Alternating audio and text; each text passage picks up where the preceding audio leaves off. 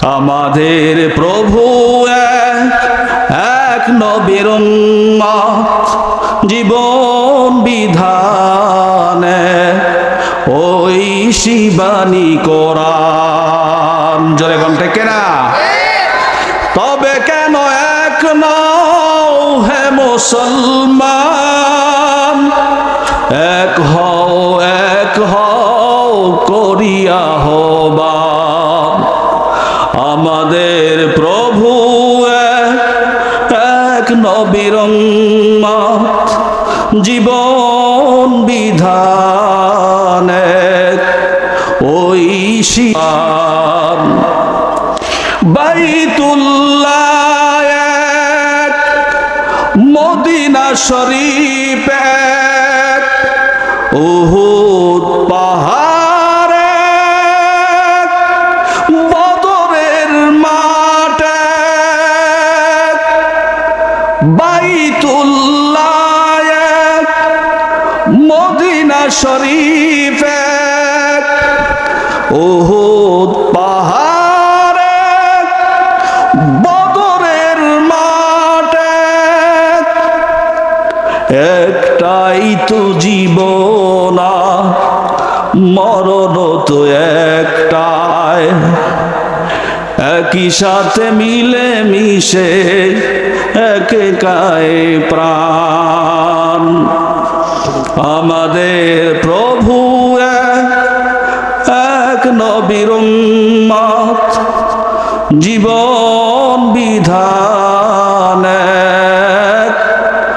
ওই শিবানী কোরআন। জোরে কোন ঠিক না বেঠিক? ইয়া আইয়ুহাল ইনসানু মা গররাকা বিরাব্বিকাল কারীম। জোরে কোন আল্লাহু আকবার। কিসের নেশায়, কিসের আশায়, কিসের জন্য, কি বস্তু তোমাদেরকে আল্লাহ রাব্বুল আলামিন থেকে গাফেল করে রেখেছে?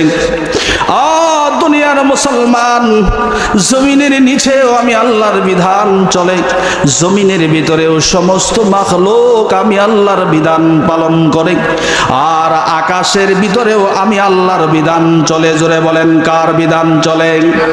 এবার আসুন একটু চিন্তা করে আল্লাহর সৃষ্টি নিয়ে। যে সূর্য থেকে তোমরা আলো গ্রহণ করো, তোমরা কি জানো এই সূর্যের আয়তন কত?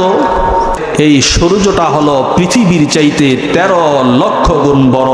চিল্লায় এখন সুবহানাল্লাহ। কত লক্ষ গুণ? পৃথিবীর চাইতে কত লক্ষ গুণ? সূর্যের উপরে আছে কি ছোট ছোট কি আছে? তারকা একটা না দুইটা? অগণিত, অসংখ্য, ঠিক কিনা ভাইয়েরা? এই যে রাতের অন্ধকারে ছোট ছোট তারকাগুলো আমরা দেখতে পাই, এই তারকার ভিতরে সবচাইতে কাছে যে তারকা আছে তার নাম হলো বেটেলজুইস, আরেকটা আছে প্রক্সিমা, আরেকটা আছে আলফা সেন্ট্রাই। এই তারকাগুলো হলো সবচাইতে কাছের তারকা।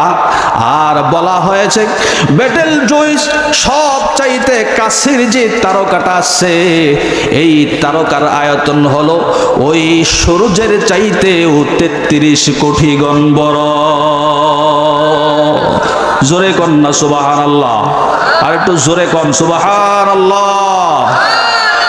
সূর্যের চাইতে কত গুণ? আল্লাহু আকবার, সুবহানাল্লাহ। আমার ভাইরা,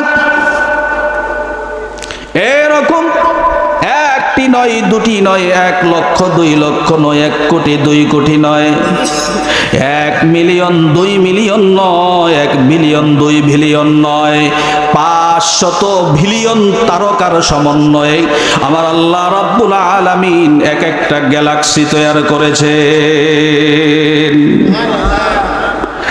আর ভাইরা, এই রকম গ্যালাক্সি এই মহাশূন্যের ভিতরে, মহাকাশের ভিতরে একটি নয়, দুটি নয়, কোটি কোটি গ্যালাক্সি আল্লাহ রাব্বুল আলামিন সৃষ্টি করে রেখেছে। আকাশের ভিতরে এত পরিমাণ তারকা আছে, এই তারকা কেউ কোনোদিন গুণে শেষ করতে পারবে না। আসমান জমিন পাহাড় পর্বত জমিনের তলদেশ থেকে যত বালু কণা আছে তার চাইতেও বেশি তারকা আমার আল্লাহ সৃষ্টি করে রেখেছে। এই গ্যালাক্সির ভিতরে আবার রয়েছে আপনার হোলে আসওয়াত। আসওয়াত মানে হলো ব্ল্যাক, ইংরেজিতে বলা হয় ব্ল্যাক, বাংলাতে বলে কালো। হোল মানে হলো গর্ত, কালো গর্ত বা অন্ধকার গর্ত। আমার ভাইয়েরা, এরকম অন্ধকার গর্ত আছে। বলা হয় এইরকম গ্যালাক্সি যদি 500 বিলিয়ন তারকার সমন্বয়ে যে গ্যালাক্সি আছে, ওই গ্যালাক্সিকে যদি ওই রকম গর্তের ভিতরে অন্ধকারের ভিতরে ছুঁড়ে ফেলা হয়, কিয়ামত পর্যন্ত হারিয়ে যাবে, খুঁজে পাওয়া যাবে না। আল্লাহ। আর বর্তমান বিজ্ঞানিক একটি যন্ত্র আবিষ্কার করেছে, এটার নাম হলো অ্যাপোলো। এই যন্ত্রটা প্রতি সেকেন্ডে 11 কিলোমিটার পর্যন্ত চলতে পারে।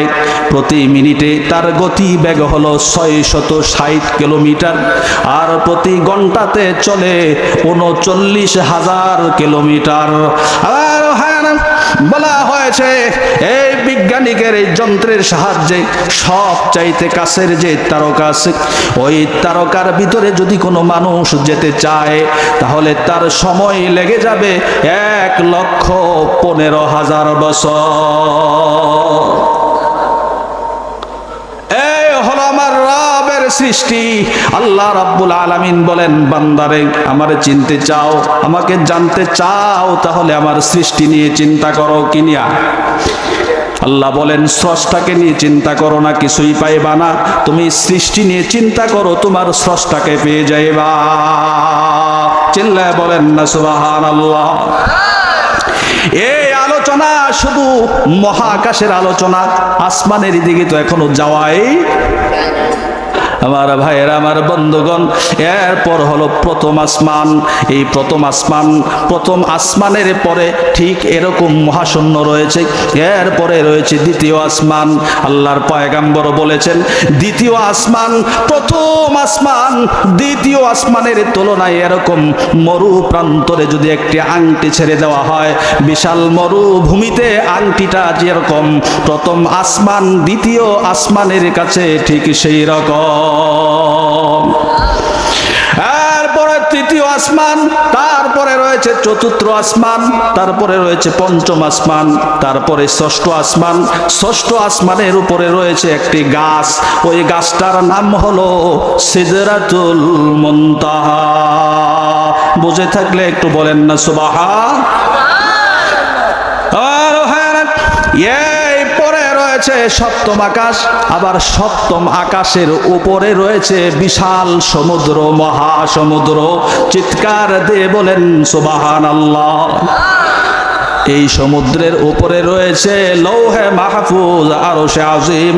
আল্লাহ রাব্বুল আলামিনের কুরসিয়্যুহুস সামাওয়াতি ওয়াল আরদ। চিল্লায় বলেন সুবহানাল্লাহ। সংক্ষিপ্ত আকারে বলছি, এবার বলুন আল্লাহ রাব্বুল আলামিন। এবার আসুন, এই যে বিশাল সৃষ্টির কথা আমি আপনাদের সামনে তুলে ধরলাম, বললাম এই সকল কিছু একদিন আল্লাহ রাব্বুল আলামিন বলছেন এগুলো আমার হুকুমে স্থির আছে, দাঁড়িয়ে আছে। যেদিন আমি আল্লাহ হুকুম করব সেদিন সমস্ত কিছুই ধ্বংস হয়ে যাবে। কি হয়ে যাবে?